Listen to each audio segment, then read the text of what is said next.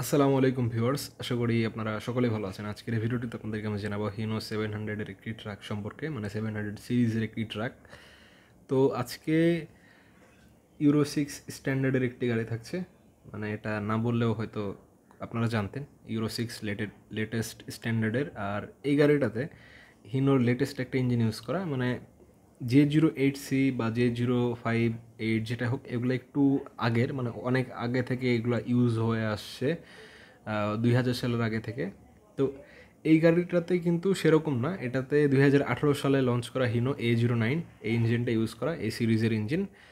আর এটা আমেরিকান বেশ কিছু গাড়ি রয়েছে হিনোর, যেগুলো আর কি 2020-এর দিকে লঞ্চ করা, সামনে এরকম লম্বা, মানে লং নোজ। তো সেই গাড়িগুলোতে এই ইঞ্জিনটা স্পেসিফিকলি সেখানে ইউজ হয়ে থাকে। আর এটার এক্সেল কনফিগারেশন 6/4। তো ভিউয়ার্স, চলুন শুরু করা যাক আজকের এই ভিডিওটি। আর বিস্তারিত থাকছে গাড়িটির স্পেক্স কী কী রয়েছে ভিডিওতে।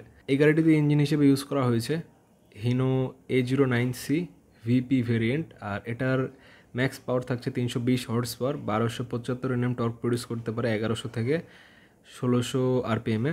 আর 320 হর্স পাওয়ার প্রডিউস করবে 1800 আরপিএমে। এই ইঞ্জিনটি টাইপ থাকছে diesel engine, turbocharge intercooled 6 cylinder 4 stroke overhead camshaft water cooled engine. আর কম্বাসন সিস্টেম থাকছে ডিরেক্ট ইঞ্জেকশন। এখানে ইঞ্জিনের বোর থাকছে 112 মিলিমিটার, স্ট্রোক থাকছে 150 মিলিমিটার, সিসি থাকছে 8866 সিসি। কম্প্রেশন রেশিও থাকছে 17.0:1। কম্প্রেশন রেশিও থাকছে 17.0:1। ফুয়েল ইঞ্জেকশন সিস্টেম থাকছে electronic control common rail type.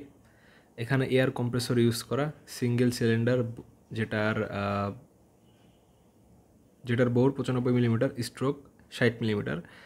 আর এখানে আরও অন্যান্য যেই অক্সিলারি যেই ব্যাপার স্যাপার থাকছে, যেরকম এয়ার ফিল্টার রিলেটেড বা যে এয়ার ফিল্টারের মাউন্টিং, এগুলো উল্লেখ করা রয়েছে।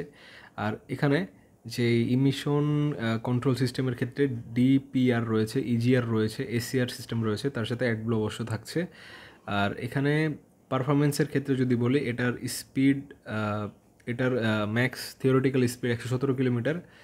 আর এটা 100 কিলোমিটার স্পিডে যখন চলে তখন আরপিএম থাকবে 1788 আরপিএম, 1788 আরপিএমে 1100 কিলোমিটার। যেই হতাশাজনক একটা ব্যাপার আছে, সেটা হলো গ্রিডেবিলিটি 20.5%। তো এখানে সংখ্যাটা শুনে হতাশ মনে হতে পারে আমার কাছেও, আপনার কাছেও, কিন্তু যেটা আসলে একটা গাড়ি যখন মানে উঁচু জায়গায় উঠে উঠে যাচ্ছে, তো সেখানে যেই একটা পার্সেন্টেজে যে সে পরিমাপটা করা হয়, সেটা হলো গ্রিডেবিলিটি। তো সেটা 45% হিনোর ক্ষেত্রে থাকার কথা, নিম্নে 45, 34, 30 এরকম থাকার কথা, কিন্তু এটা 20.5। এটা অনেকটাই কম, হয়তো ট্রেলার গাড়ি এই কারণে হতে পারে। আর এটা যদি হয়তো মানে রিজিড 10 চাকার ট্রাক হতো, খোলা বডি ডালা বডি, সেক্ষেত্রে 45 বা 30 বা 50-এর কাছাকাছি থাকতো। এই টাইপের হতে পারে, আসলে ট্রেলারের কারণে এই পার্সেন্টেজটা কম।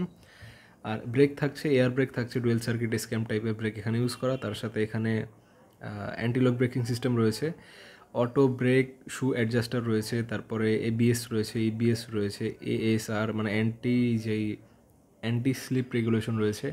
তারপর ইঞ্জিন ব্রেক, এক্সস্ট ব্রেক, এই টাইপের ব্যাপার রয়েছে। তারপরে যে ডিফারেন্সিয়াল লক, তারপর পার্কিং ব্রেক, এগুলো অবশ্যই থাকছে। পাওয়ার স্টিয়ারিং এখানে ইউজ করা। আর অ্যাডজাস্টেবল স্টিয়ারিং, মানে টিল্ট অ্যান্ড টেলিস্কোপিক যে অ্যাডজাস্টেবল স্টিয়ারিং, সেটা এখানে ইউজ করা। আর ট্রান্সমিশনের ক্ষেত্রে অটোমেটিক গিয়ার এখানে ইউজ করা, অ্যালিসন 3200 এই মডেলের অটোমেটিক গিয়ার বক্স এখানে ইউজ করা, 6 স্পিড, সামনে 6টা ফরওয়ার্ড গিয়ার, পিছিয়ে একটা রিভার্স গিয়ার এখানে ইউজ করা।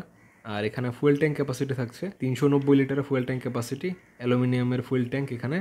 আর যে লক ফুয়েল ক্যাপ, সেটা এখানেতে, মানে ফুয়েলের উপরে যে লকিং সিস্টেমটা, সেটা এখানে থাকছে। অ্যাডব্লু ট্যাঙ্ক থাকছে 28 লিটারের। আর এখানে ইলেকট্রিক্যালের ক্ষেত্রে যদি আসা হয়, 12 ভোল্টের নেগেটিভ আর্থ রয়েছে, যেটা আর কি পুরো সিস্টেমের গাড়ির যে ওয়ারিং করা পুরো গাড়িতে, সেটার সিস্টেম আউটপুট। আর এখানে 2টা 12 ভোল্টের 150 অ্যাম্পিয়ার ক্ষমতা সম্পন্ন ব্যাটারি রয়েছে।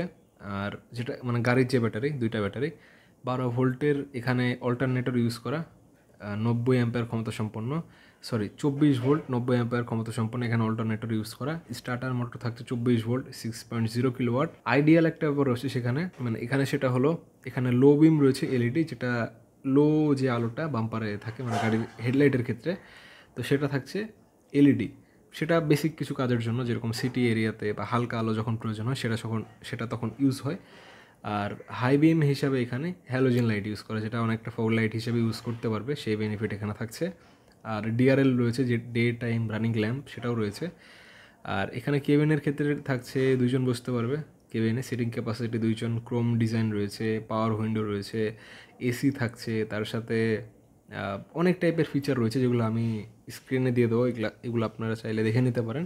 এক্সেলের ক্ষেত্রে যদি আসা হয়, ফ্রন্ট এক্সেল MF781, আর এখানে ফ্রন্ট এক্সেল ইউজ করা, সেটা reverse Elliott I section beam টাইপের। আর সাসপেনশন থাকছে সামনে taper leaf spring with stabiliser bar স্টেবিলাইজার্স।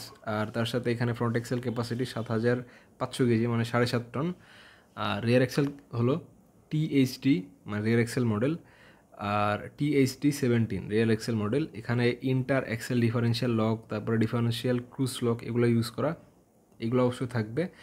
Rare axle type থাকছে tandem drive with inter axle differential and cross lock, full floating, single reduction, single speed by hypoid টাইপের। মানে কথাগুলো আপনারা শুনেছেন, এই টাইপের রেয়ার এক্সেল অন্যান্য গাড়িতেও থাকে, এখানেও সেরকমই, কোনো ব্যতিক্রম না।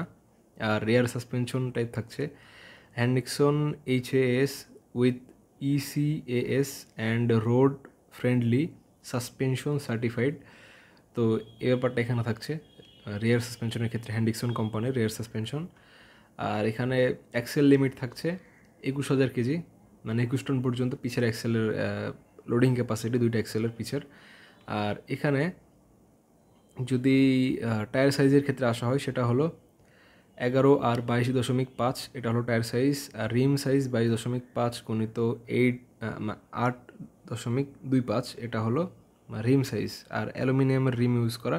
এখানে যদি সেফটির ক্ষেত্রে আসা হয়, তাহলে এখানে VSC থাকছে, ভেহিক্যাল স্টেবিলিটি কন্ট্রোল থাকছে, অ্যান্টি লক ব্রেকিং সিস্টেম, তারপরে ইলেকট্রনিক কন্ট্রোল ব্রেকিং সিস্টেম, তারপরে প্রি কলিউশন সিস্টেম থাকছে, তারপরে এখানে ড্রাইভার মনিটর থাকছে, তারপরে এখানে ASR থাকছে, তারপরে এখানে অ্যান্টি ব্রেক শু অ্যাডজাস্টার, তারপরে রিটার্ডার থাকছে, তারপরে এখানে রিভার্স ক্যামেরা, তারপর অনেক টাইপের ফিচার থাকছে আসলে, যেগুলা মানে বলছি না, এক কথায় ধরে নেন যেগুলো আর কি ফিচারে ঠাসা একটা গাড়ি, যেগুলো থাকে বেসিক প্রয়োজন, যেরকম রিটার্ডার, ট্র্যাকশন কন্ট্রোল, তারপরে ABS EBS, তারপরে অ্যাডাস রয়েছে, তারপরে অ্যাক্টিভ ড্রাইভিং লেন অ্যাসিস্ট, মানে পাশ দিয়ে কোনো গাড়ি বা আপনি যদি গাড়ি ওভারটেক করতে যাবেন, দূরত্ব যদি খুব কম থাকে, পাশে যদি আপনার গাড়ি থাকে, আপনি যদি পাশে চালিয়ে ফেলেন, তাহলে গাড়ির সাথে গাড়ি ঠেকার আগে কিন্তু গাড়ি সেখানে যেতে যেতে আটকে যাবে, মানে সেই পর্যন্ত আর পাস হবেন আপনি যত স্টিয়ারিং ঘোরানোর চেষ্টা করেন। তো এই টাইপের ফিচার এখানে থাকছে, যেগুলো আপনারা ভলভোর গাড়িতে দেখেছেন। তো এই টাইপের ফিচার, তার সাথে যে অ্যাডাস, তারপরে অ্যাডাসের মতো অন্যান্য যে ফিচার, সেগুলো এখানে অবশ্যই ইনক্লুডেড রয়েছে। আর ইঞ্জিনের ক্ষেত্রে তো বললাম, লেটেস্ট মডেলের ইঞ্জিন এখানে ইউজ করা। আর গাড়ির মডেল হলো 2632, মানে 26 টন পেলোড ক্যাপাসিটি। আর এখানে 320 হর্স পাওয়ার প্রডিউস করতে সক্ষম ইঞ্জিন, তো অনেকটাই বেশি আসলে লোড অনুযায়ী হর্স পাওয়ার। তো এই ছিল আজকের এই ভিডিওটি, দেখাবো নেক্সট কোনো একটি ভিডিওতে। আর অবশ্যই আপনারা জানাতে পারেন নেক্সট আপনারা কোন বাস অথবা কোন ট্রাক সম্পর্কে জানতে চান। আর এই গাড়িটা আপনার কাছে কতটুকু বেস্ট, কতটুকু ভ্যালু ফর মানি, কতটুকু ভ্যালু ফর মানি তো না, এটার দাম অবশ্যই অনেক বেশি হবে। এটার যে ফিচার, সেগুলো আপনার কাছে কতটুকু ইন্টারেস্টিং মনে হয়েছে অ্যাজ এ কনসেপ্ট, এটা যদি বাংলাদেশে আসে, তাহলে আপনার কাছে কতটুকু ভালো মনে হতে পারে, কতটুকু ক্যাপাবল মনে হতে পারে বাংলাদেশের রোড অনুযায়ী। যদি চিটাগাংয়ের যে রাস্তাগুলো বা অন্যান্য জায়গার রাস্তাগুলো, সেখানে যদি ট্রান্সপোর্টের জন্য এই গাড়িটা আসে, ড্রাইভার ওয়াইজ আপনার কাছে কতটুকু কমফোর্টেবল মনে হবে, সেটা অবশ্যই জানাতে পারেন।